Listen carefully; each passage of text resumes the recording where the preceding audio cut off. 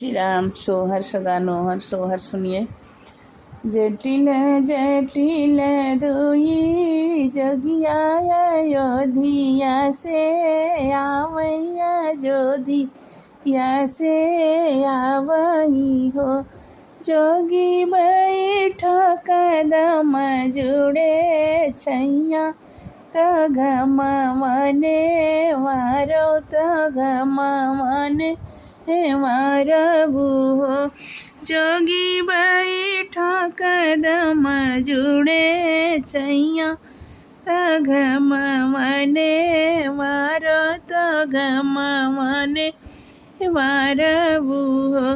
इतना बचन सुने जोगिया तो मन ही माँ खुश भये मन ही माँ खुश भये हो।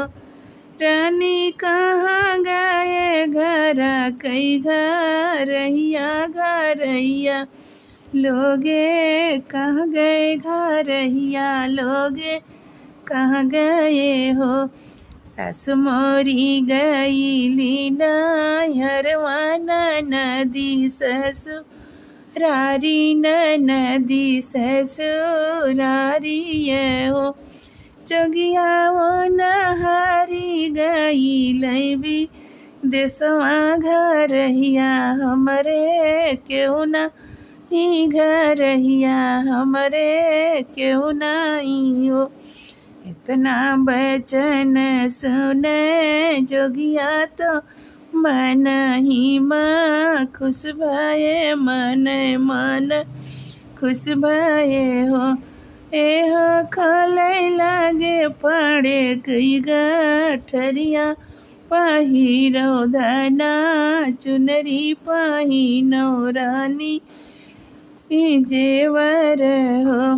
पहिरी उड़ी रानी ठाणी बई तो जोगी से रज करई जोगी से रज करे हो।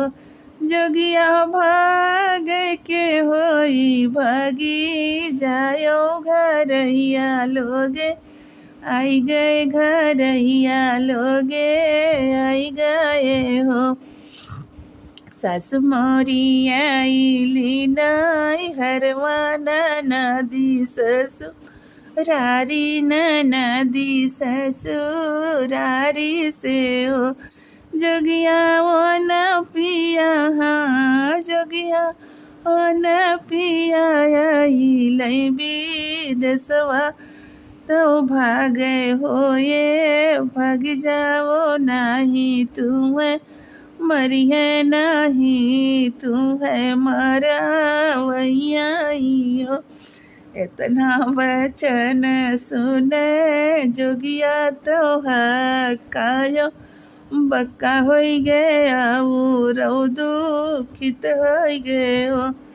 बहनी का तना दीदी ना कहती रियवा के तना छल जाने के तना हे हो बरह बरिस कहती रियवा के तना छल जाने के तना छल की न हो।